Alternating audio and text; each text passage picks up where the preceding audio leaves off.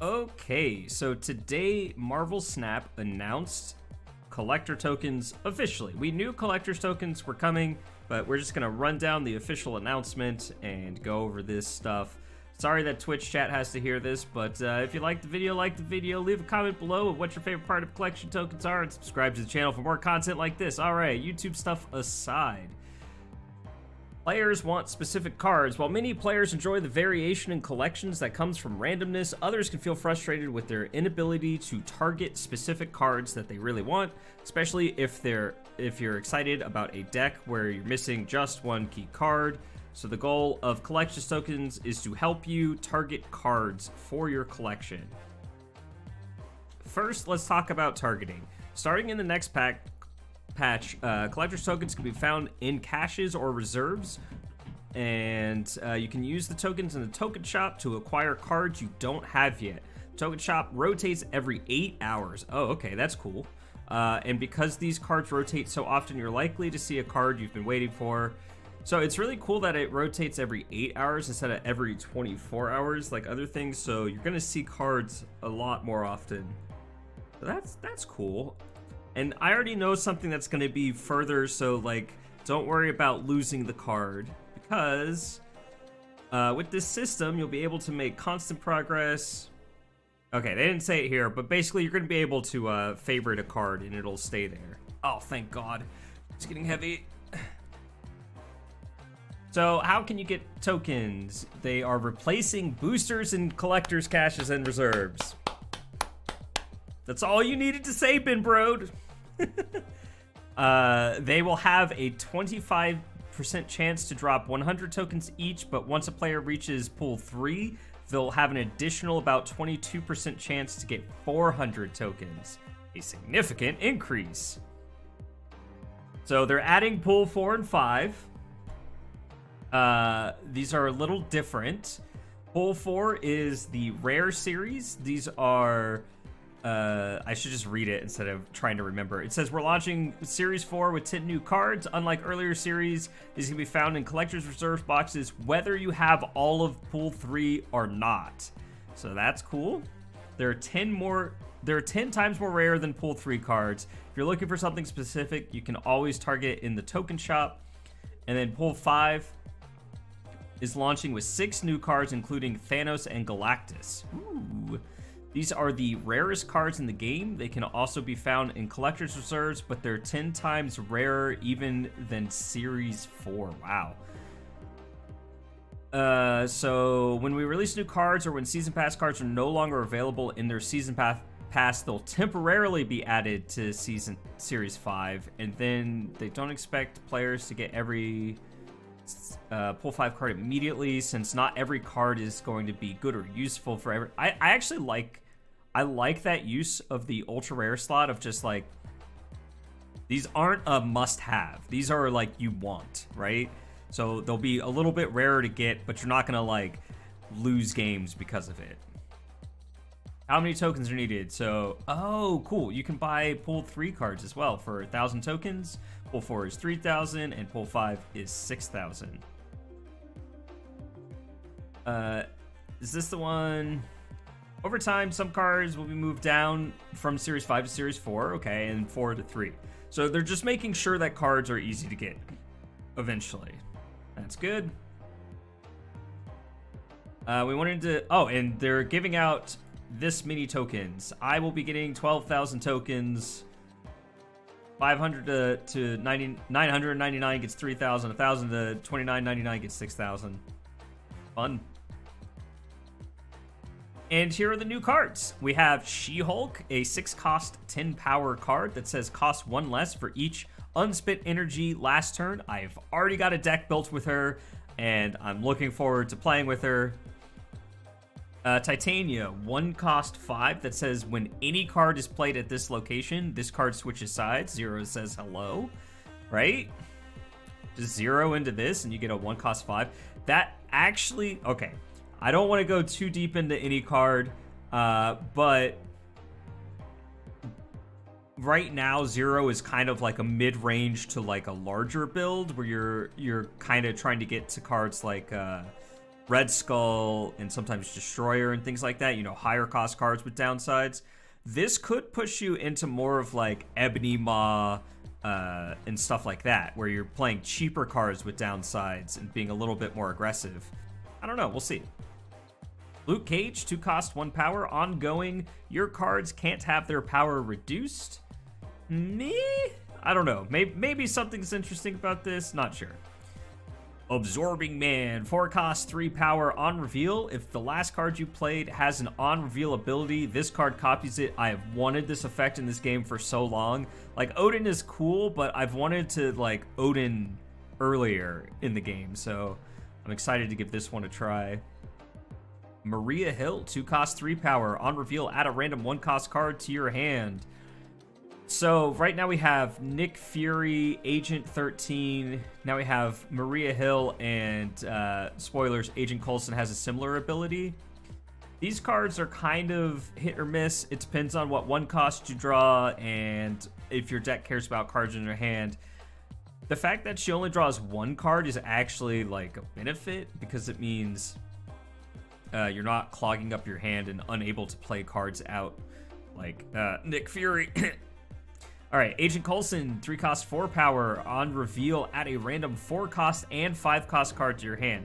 See, this at least has the curve, right? You can go Agent Coulson into your 4 cost, into your 5 cost. So while he does clog up your hand a little bit, at least you'll potentially be able to play things out. He is a curve filler and creator. Helicarrier, 6 cost, 10 power. When you discard this from your hand, replace it with 3 random cards. So there are Dracula lists that run Collector that this could be really good in. You discard Helicarrier, you put 3 cards in your hand, and then you trigger your Collector a bunch. Seems neat. And then you can Hela this back if that's also another thing you can do instead of just Dracula. So yeah, interesting. Oh, and then you can discard this to Dracula, and Dracula gets 10 power, and then your Collector gets 3. Yeah, actually, like, this is just a solid card in that style deck. M'Baku, 1 cost, 2 power. If this is in your deck at the end of the game, it leaps to a random location. You are 75% to see each card in your deck, so you gotta come up with some way to make this hard to draw. And I just don't, it feels like Angel to me, so I don't know.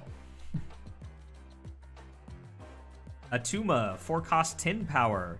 If you have another card here at the end of your turn, destroy this.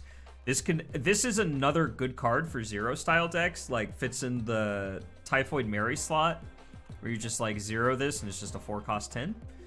It's interesting, also good with armor, so very preventable downside.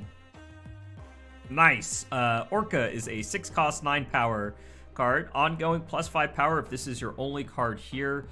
We have Namor. Now, I don't think Namor is very good. This is 14 power for 6, though. I mean, just play Destroyer, question mark? This feels like a worse Destroyer to me. Galactus, so this is already in the game, but finally is collectible. 6 cost, 3 power, on reveal. If this is your only card here, destroy all other locations. Unrevealed cards count against this, unfortunately, but this is less than this power is less than this cost, so Mr. Negative says hello for some interesting decks. Valkyrie, 5 cost, 3 power, on reveal, set all cards at this location to 3 power. Is this like a Cerebro 3 fixer? Like, you can finally just undo any sort of issues that location variance or Scorpion or anything like that has done to you with your Cerebro 3 deck? Otherwise, I'm not sure what's going on here. Super Scroll, 4 costs, 2 power, ongoing. Has the ongoing effects of all enemy cards.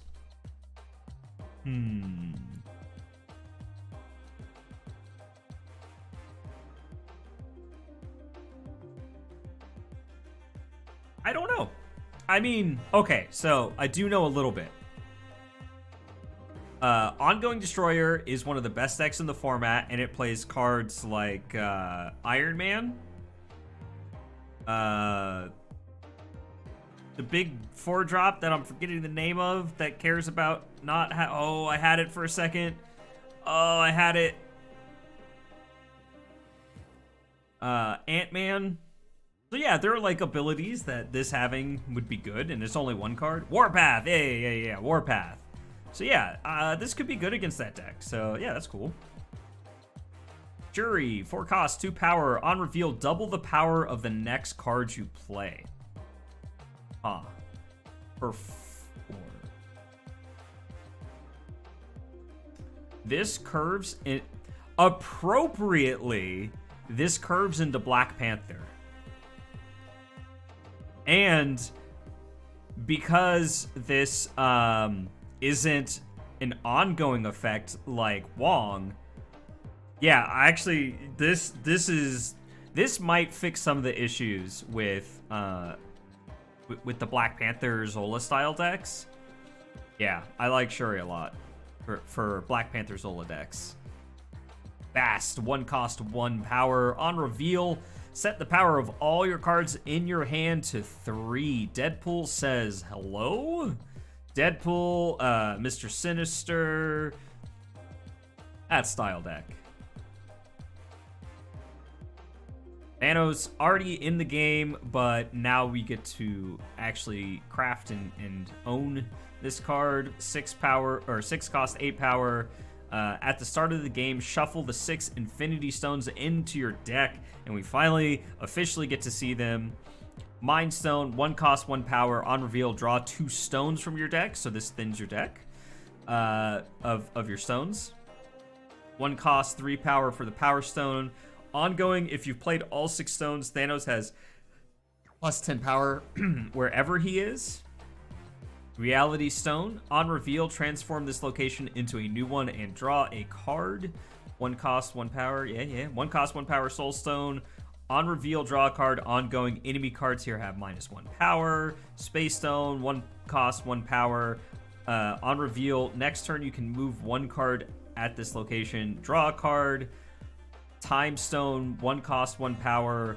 On reveal, gain +1 energy next turn. Draw a card. So 1, 2, 3, 4, 5, 6. Yeah, all 6 of them cost 1.